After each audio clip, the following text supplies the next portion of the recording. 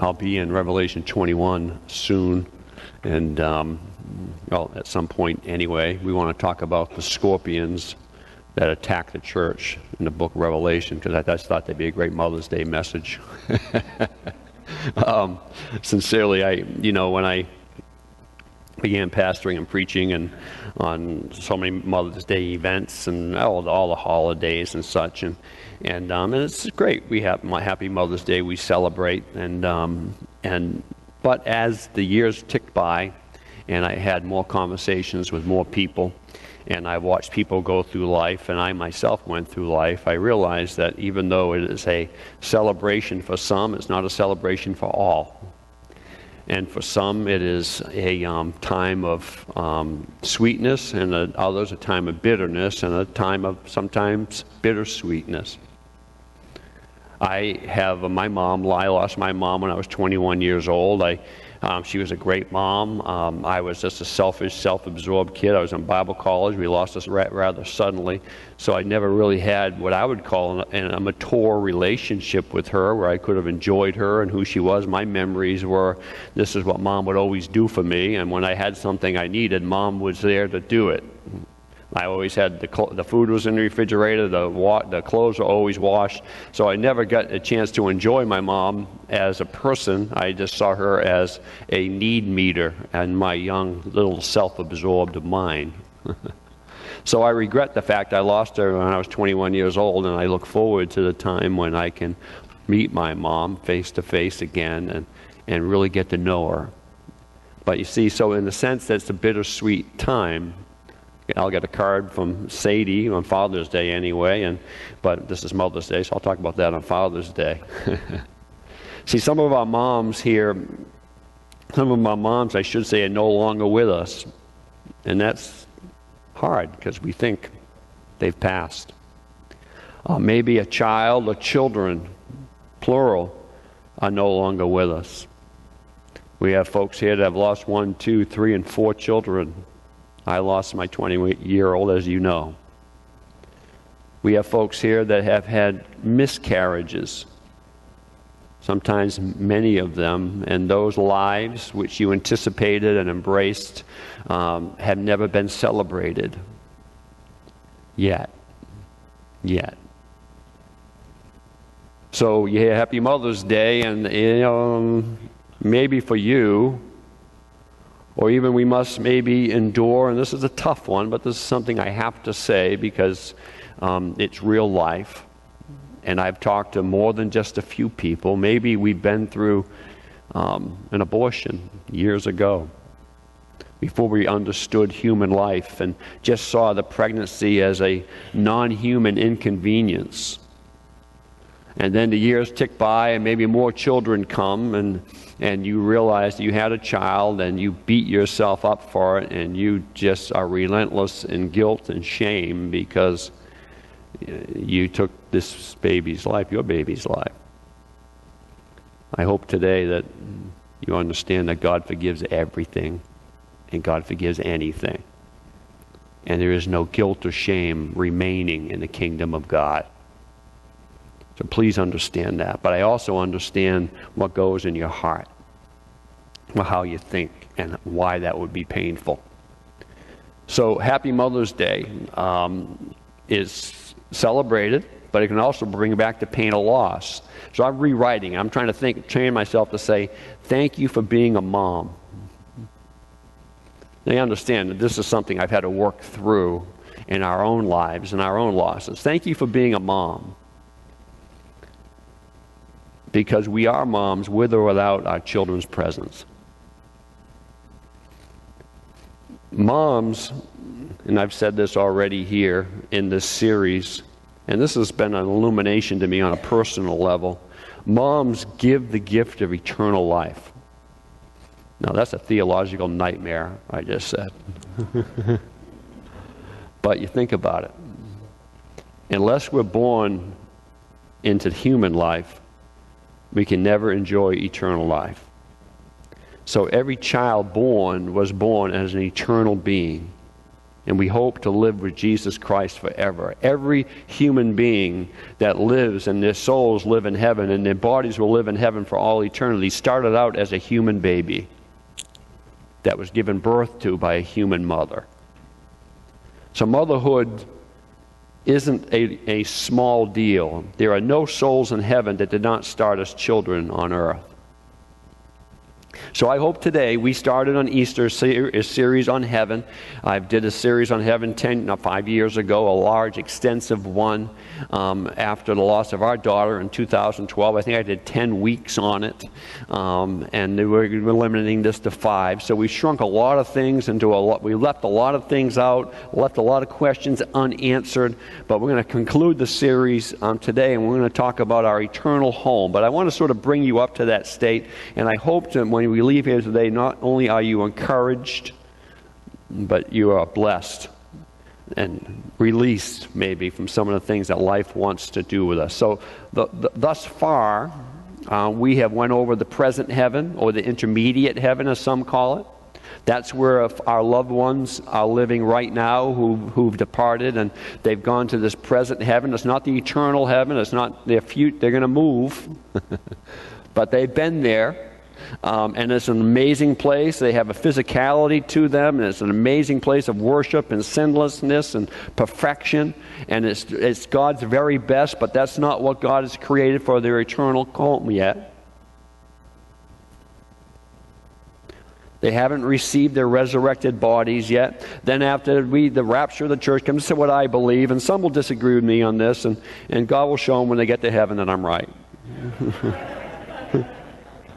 Truly, a lot of people have this down. This is confusing to a lot, and it's confusing to me. A lot of people have different views of how to interpret some of these things, but I'll just take you through my view on it, and it's a common view. It's not the only view. The rapture of the church happens. That would be the church. That would be you. And this is how it looks. That's the rapture pose. If you ever read a Chick tract, that's exactly how they do it. That's how they do it. That's the rapture pose. They're all going up to the sky, and so that's how we get raptured. All of a sudden, we're just walking down the street one day and go poof, and we're gone. We're in the presence of God, in the presence of Jesus, presence of our loved ones. Then we're in heaven for this present heaven for 7 years, and we have the marriage supper of the Lamb and the Bema Seat judgment, which he spoke about last week. Then we return with Christ in the great second coming, and we sort of interrupt the battle of Armageddon, finish the battle out. Satan is vanquished for almost 1,000 years, and the great millennial reign, a promise to the Jews, to King David, starts for 1,000 years. Christ and David live on the planet Earth, and they reign from Jerusalem. And there's a tremendous renovation of the planet Earth that goes on. Some will say it's an amazing renovation that God just does supernaturally, Jesus does. But because there'll be just regular human beings, there'll be glorified human beings, me and you and those who have died. There'll be glorified people on the earth at that point, but there'll also be just humans that came through the great time of tribulation that has survived that and are living on planet Earth. And they'll start repopulating the planet Earth with human beings. And inside those human beings, you'll have construction guys and all these other things. And so the earth can be rebuilt that way, and I'm sure Jesus will help out maybe some too.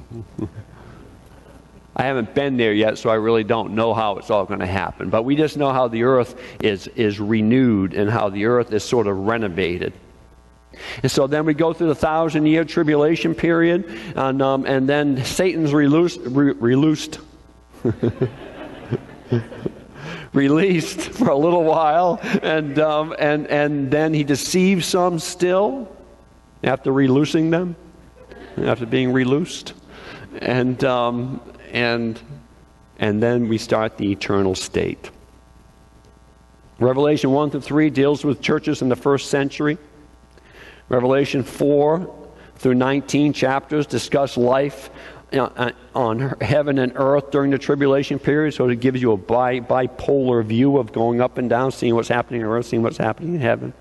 Revelation 20 talks about the millennial kingdom, and then we're ushered into Revelation 21 and 22, which talks about the eternal state.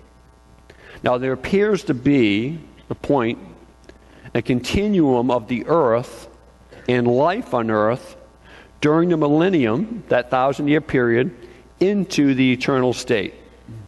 Best we can tell in the scriptures. That's sort of an important point to understand eternity. Erwin Lutzer, very respected commentator, said, it's reasonable to assume there is a continuity between the earthly kingdom and the eternal heavenly kingdom. There is, again, a continuity, not saying exactly.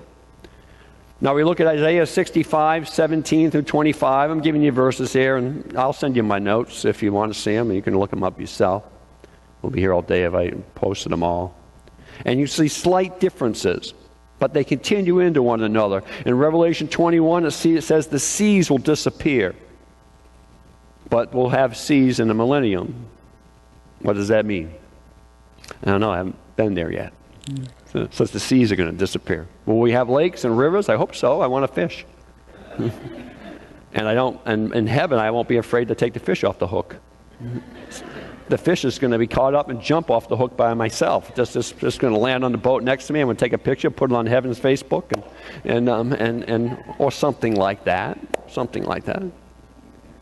And then we also see the New Jerusalem, the heavenly city, will replace the renewed Jerusalem of the millennium.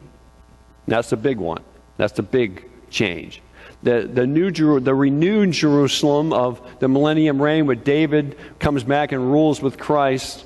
Then this new Jerusalem we're going to read about in just a few moments will replace that. Jesus will set up his reign with David in a millennium that will continue into eternity. I hope I'm answering questions, because this was a lot of research went into this back, especially 5 years ago. This is a fulfillment of God's covenant to David, and God is proving once again his commitment to Israel. Right now, he's dealing with the church. If you're dispensational in any way, we're in this what we call the church age. The rapture changes all that. The rapture changes that to a time when God now is redealing with national Israel again. It's a time of Jacob's trouble, that tribulation period, that ushers them into the millennial reign, where God reigns with King David, fulfilling his promise and his covenant with King David from thousands of years ago, to reign with him from Jerusalem. It's my belief that we'll be reigning with Christ on earth at this time, during the millennium. Strict dispensationalists place the church in the New Jerusalem, awaiting the end of the 1,000-year reign, but people disagree with that. Some folks that feel that the church won't be part of that reigning, they'll certainly still be residents of the present heaven during the millennial time, and then it'll just be the Jews and others reigning here. That's, again, we'll find out.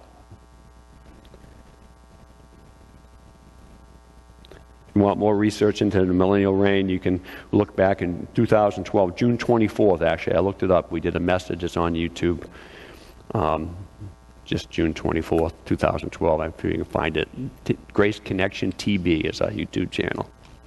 So we've spoken about the eternal heaven-driven life. We've looked extensively into the present heaven. We've talked about the judgment seat of the believers and how that will have a direct impact on our millennial existence and how our rewards. And we spoke last week about, again, reigning with Christ. Now I want to look into this eternal state, our final home. Let's read it, Revelation 21. And I saw a new heaven and a new earth, for the old heaven and the old earth had disappeared, and the sea was also gone. I saw the holy city, the New Jerusalem, coming down from God out of heaven like a bride beautifully dressed for her husband.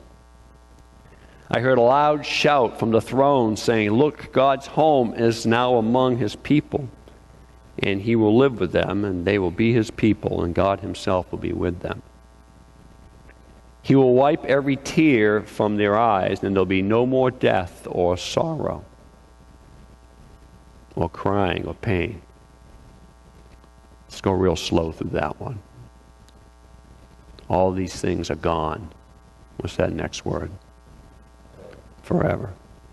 Years ago, when I was doing, I would say, an assignment up in Springfield, Mass., there was a young man that died in the church, a 31 or 32-year-old man that died suddenly and unexpectedly, and I barely knew him, and I was asked to do the memorial service.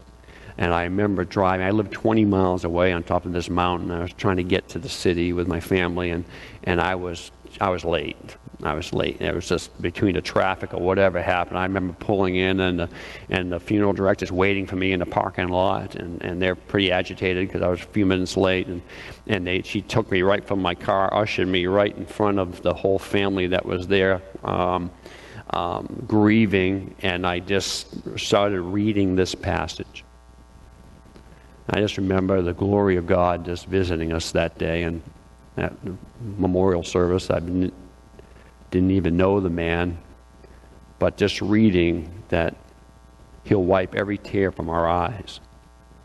There'll be no more death or sorrow or crying or pain, and all things are gone forever. And the one sitting on the throne said, "Look, I'm making everything new." Then he said to me, "Write this down, for what I'm telling you is trustworthy and true." And he also said, "It is finished. I'm the Alpha and the Omega, the beginning and the end. To all who are thirsty, I will give freely from the springs of the water of life. And all who are victorious will inherit these blessings, all these blessings. And I will be their God, and they will be my children." My friends, that's a future scene that me and you will witness someday.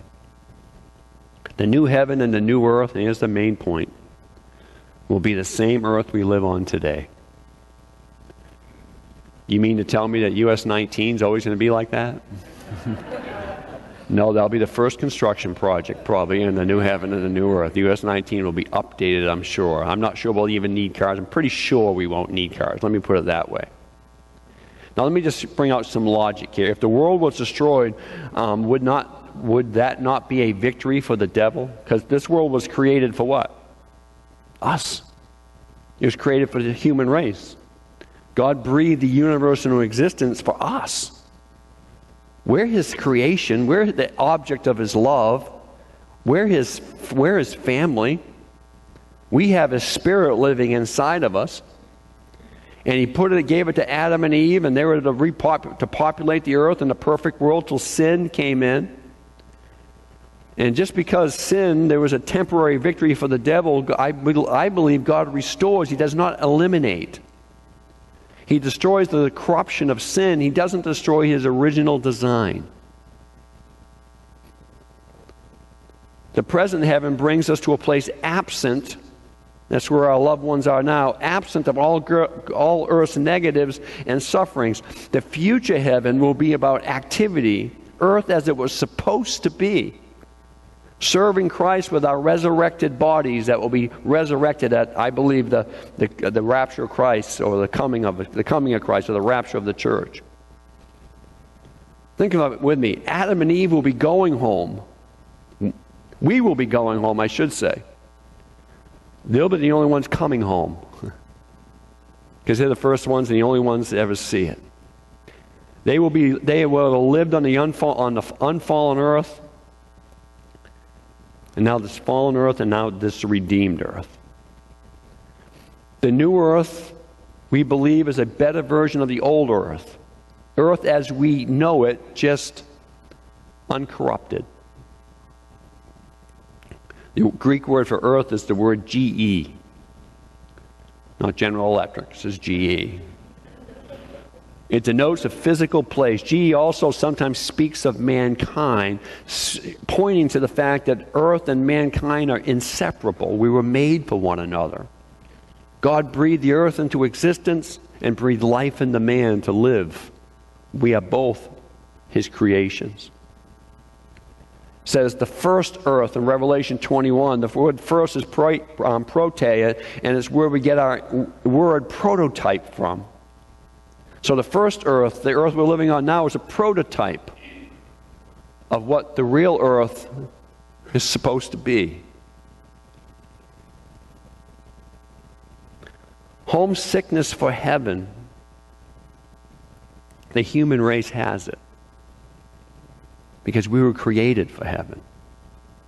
And we take this homesickness we have for eternity and this homesickness of living in this eternal state, and we replace it with sin and stuff and distractions.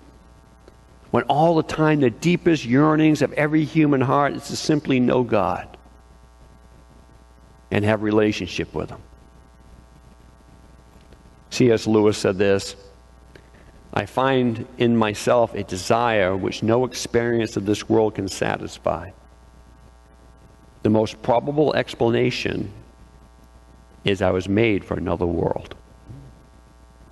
He was smarter than me. I wasn't made for this. I wasn't made for stress. I wasn't made for burdens. I wasn't made for heartache. I wasn't made for grief. I wasn't made for sorrow.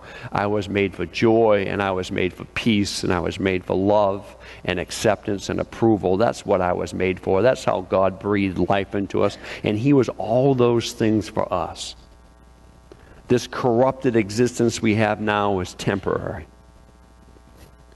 The earth was created by God for His creation, Genesis 2. Could not the beauty of this earth and this life simply be a foretaste of what God is preparing for us? John 14. Is our current earth without God's amazing creative beauty? It's not. I know it's really busy around here, but just travel about 3 miles that way around sunset and look over the Gulf of Mexico, and you'll be in awe and you'll be in wonder of God's creation. I've told this story many times. I was in Romania, and we were there back in the late 90s, and it was probably 10 years after the revolution there, and it was still just a very backward country in the sense there was donkeys and mules carrying carts. They were going, donkeys going down the road with a car. It was, you could see the effects of the revolution and bullet holes everywhere. It was quite an interesting place. It was like it was 50 years behind us. And then we took a trip with some missionaries there up through Transylvania, went by Dracula's castle, and went through the River of Blood. I made that part up. And there was, and we went on top of this mountain, and then you would have thought you were in a scene of The Sound of Music. It was absolutely spellbinding. Barely any cars up there, mostly just horse-drawn carriages. The folks that lived up there dressed like from the 1950s, the peasant garb. And you looked and saw the mountains, and the air was so clear, and the grass was so green, and the snow caps on the top. It was absolutely breathtaking. God made that. And God made that for us. God didn't make traffic. That was made from somebody else that didn't like us. But He made that. So am I to think that somehow this beauty of this earth will not somehow follow us to our future home? The untamed animal world is amazing. I like animal shows.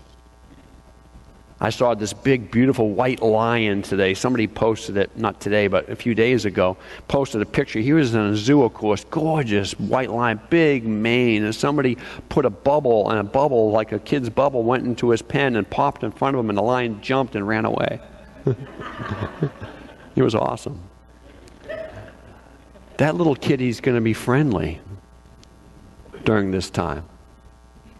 And they're not going to shed. Because I hate animal hair, and it makes me sneeze, and I'm not going to have allergies. There's not going to be hair everywhere. Every dog will be non-shedding. Do we have great enjoyment with family and friends here?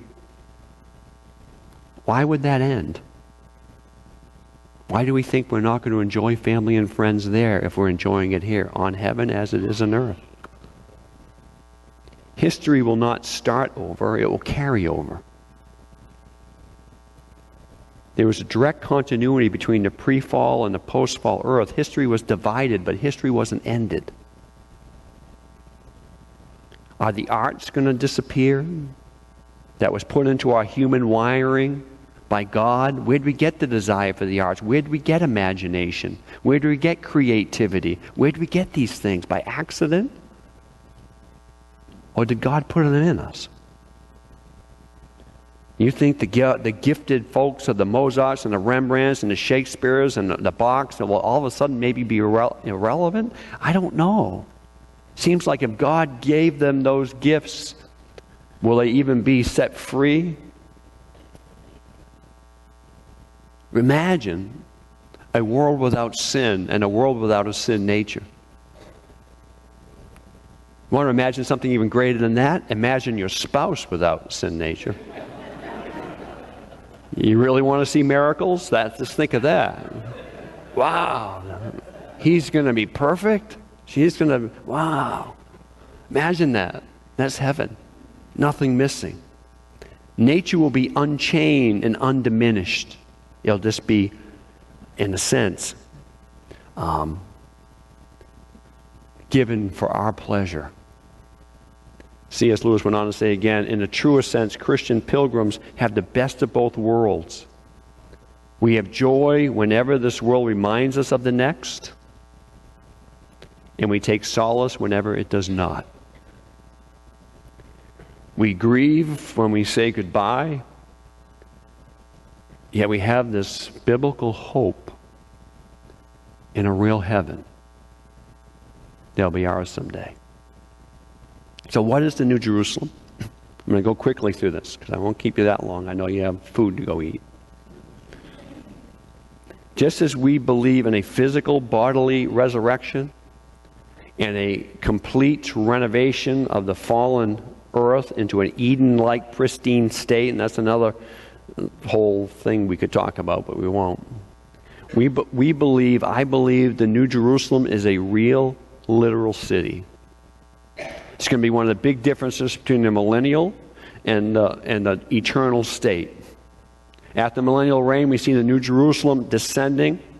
It talks about the size of it. It's 1,400 miles square and about 600,000 stories high. And it sits right on top of Jerusalem in the Middle East area, and that will be the center of the world. Billions of people can live there. You think of a condominium that size. It'll be amazing, the whole scope of it. It'll be a cube, just like the Holy of Holies. The city gates are always open, signifying the acceptance of the entire human race. Free access for all to come and go, and we can come and go. And we have a citizenship there, Ephesians 3:20. This is where the patriarchs of old longed for this heavenly city, 11:10 of Hebrews. And God's handiwork will be all over this city, from the gems of 12 foundations to the walls of jasper, which we'll talk about a little bit later, to the gates of pearl, all precious stones. The light that fills the city is illuminated by the glory of God's countenance. It won't be the sun as we know it, it'll be the glory of God. It'll be capital of not only the world, but the whole universe. Though there'll be likely possibly a carryover of the Earth's current cities. It's not like everyone's just going to all of a sudden leave Boston, because next to the New Jerusalem, it's the best city to be in. Not like Fenway Park's going to disappear. It might be moved to the New Jerusalem, but it's God's not going to take something like that. It's just going to make it more perfect, if possible. See what I'm saying? So it's a carryover. Things carry over.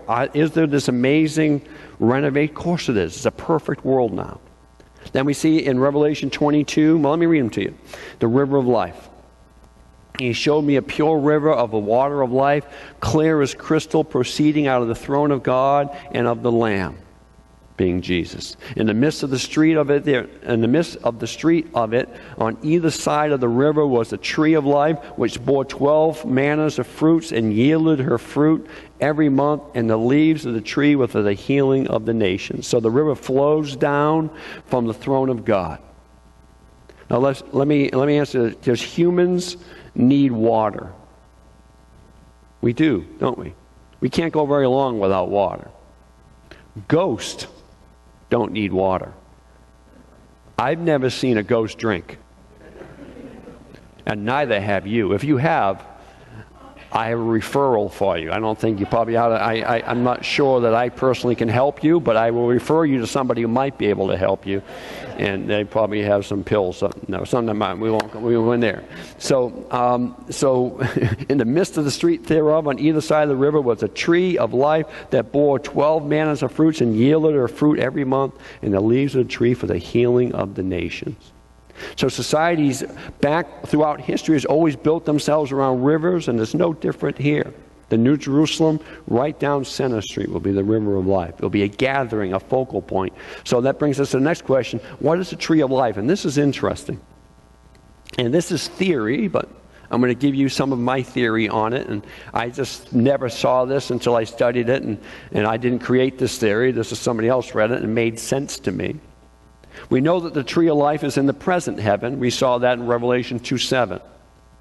And we know somehow that tree of life is when it comes down in the New Jerusalem from this present heaven, it's on planet Earth during our eternal state. It's located back to Earth again. Some of the folks I read, respected commentators, conservative commentators, feel the tree of life is collective. They'll be all over New Jerusalem, always available to harvest, as we saw, so we could eat the fruit of it any time. Now it appears the tree of life to be an ongoing source of physical life. Adam and Eve was in the Garden of Eden, and they ate of the tree of life, and they were going to live forever, but they ate of another tree of sin and death. And once they ate of that tree, they were banished from the Garden of Eden, correct? If I'm getting my story right? And they no longer could partake of the tree of life. They were stopped from ever eating the fruit of the tree of life again. So what happened at that point? The death process started. They lived a long time, but they started dying. Let's look at this Old Testament prophecy. Ezekiel 47, verse 12. And by the river upon the bank thereof, on this side and on the other side, shall grow all trees for meat, whose leaf shall not fade, neither shall the fruit thereof be consumed. It shall bring forth new fruit according to its months. It's prophecy looking forward. Because the waters they issued out of the sanctuary, and the fruit thereof shall be for meat, and the leaf therefore for medicine. So it appears as though, this deducting here, that eating of this tree, that Adam and Eve could live forever in Eden. So we have eternality. Is that a word? Write it down. It's a little right line on what I have here. We have eternality because we have this tree of life that we partake of for all eternity. Now, what are you saying, Pastor Kelley? If I just I don't ever get to Jerusalem, I'm visiting Pluto for a while, that's not a plan anymore. I'm on Jupiter, and hey, I'm a little late getting back to the city to get my fruit, and all of a sudden, bam, No, I don't know. I'm just saying, it appears as though there's a crop on this tree that we'll be eating for all eternity, and there's a purpose for it. God's ample provision for all eternity. Now, I say all that, and we said a lot in this series. Again, you can get the whole series on YouTube. And we've taught this all the time. Where do we get truly our needs met today? I mean, we can try to get them met in a human relationship, but I think we all understand that that's going to be incomplete at best. Sometimes our human relationships just create more needs. And we understand that that man or that woman or that family or those kids or whatever, they are wonderful as they are. Maybe you have the best of the best of the best of the best, but they still fall short of actually fulfilling everything in here. Because they were never intended to fulfill everything in here.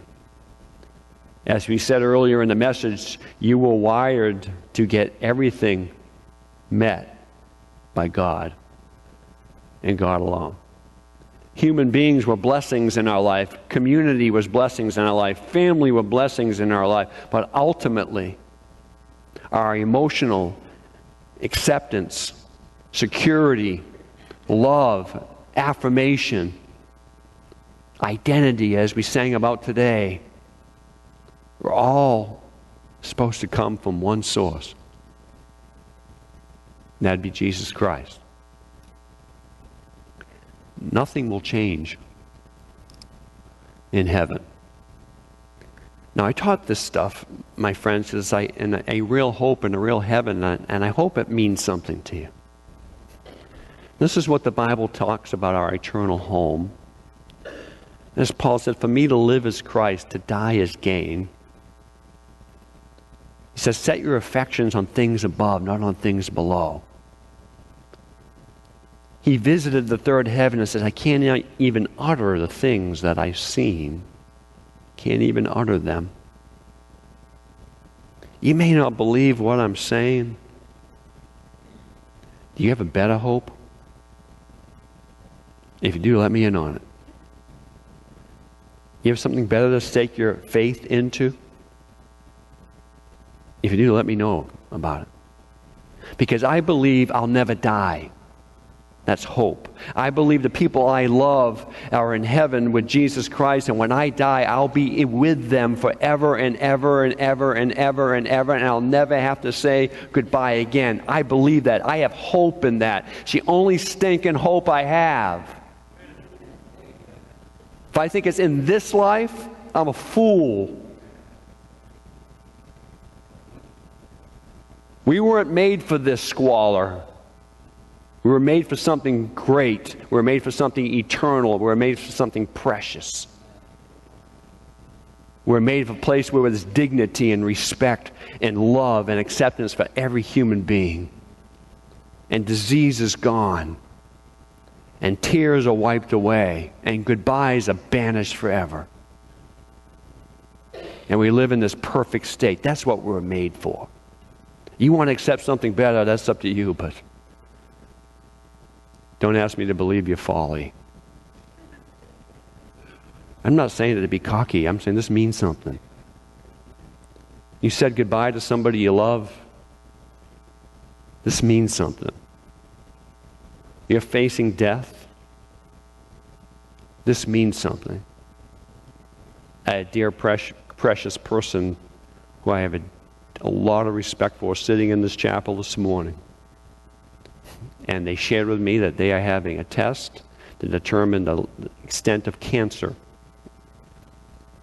And they said the doctor wants to do a transplant, or the doctor wants to do chemo, but their response to me is like, I just assume go home.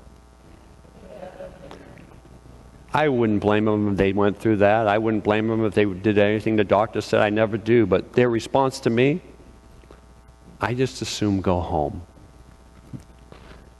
That's called hope. When I can look death in the face and say, you have nothing. You have nothing. In fact, not only do I not fear you, I embrace you. Because absent in the body, I'm present with the Lord. So we seal this message, this series. Again, you can get it now. I'm going to just say this, and then we're going to close. The worship team can come on up, and I'll close in prayer in a moment here. I have a little pocket knife with flowers because I just thought it was pretty. This thing is amazing. I can just do everything with my little Swiss Army. I have a toothpick and everything. That's why I never have food in my teeth. Now, I also have in my pocket two rocks. I have a blue one that Sadie gave me about 3 years ago. I carry with me everywhere I go. Every time I reach into my pocket, I feel these two rocks. This is a jasper stone. Some of you know exactly where I'm going with this because I did this in July of 2012. The last message I spoke on heaven, I went on a 3-month sabbatical after that, and I put some jasper stones out for whoever wants it. Some of you already have it. Some of you have it on you right now because you still show it to me on a time-to-time basis. Some of you have it on your bureau at home. Some of you have it in your purse. Some of you have it in your car. But you don't. And every time I look at this rock, I think about eternity. Every time I feel it. This is where I'm going to say hello to my mom, see my daughter, be able to embrace them forever. If you don't have any of this, I have a whole bucket of it out there, a little basket. Bucket's a little exaggeration. If you already have some, you can trade it in, I don't care. But if you don't, take a piece of heaven home with you. I've never seen, I had little bits of it. I looked at jasper flooring because it's so intriguing, and that was also so expensive. I didn't look at it very long. But in heaven they're going to have these walls that is full of it, and thick of it, all this beautiful stone with many colors. And take a piece of heaven home with you. It's just on the way out when you grab it. You can look through it. Jesus, we pray. With every head bowed, every eye closed. God, we do this every service, and somebody here, between you and God, really, truly is between you and God. But if you're here today and you have never asked Jesus Christ to be your Savior, you never said yes to Christ. Maybe you have a sense of Christianity, but you've never really know the day that you became a Christian. Relationships start. They don't happen by accident, they start. Every relationship we have starts at a point in time. The relationship with God starts at a point in time also. Some of us know exactly when that time was, some of us don't. But it started nevertheless. If you're here today and you don't know if that relationship with God ever started, you don't know if you would have somehow, unfortunately, died today, where you'd spend eternity, it's really very simple. Just ask Jesus Christ into your heart. Say, Lord, I don't understand everything. I don't understand all the heaven stuff, and it seems a little bit fantastical to me, but I do want to know you. And I don't want to fear death. And I want to have a real hope and a real heaven, whatever that means. In your own way, your own words, if you said yes to Christ today, just let somebody you love, maybe the person that brought you here, just tell them, today was my day when I asked Christ to be my Savior. If you want to be reunited with your loved ones, face to face, with no sickness or disease, never to say goodbye again, say yes to Christ. Father, bless the offering we're about to give, and thank you for the kind, gracious people as we enter the summer months, Father. Bless our moms. They truly do work so hard, so many. Bless those that have longed to be moms and never have had the joy of motherhood, and their hearts are broken because for some reason God has never been able to give them the children they desire or the relationships they desire. Bless them. Bless those who are grieving because of miscarriage, and bless those that are grieving because we said goodbye to our moms. Bless those who have lost children when today is a difficult day. Thank you for the hope of heaven, a real hope in a real heaven. It is truly, Lord, the only real hope that we have. Bless these words in Jesus' name.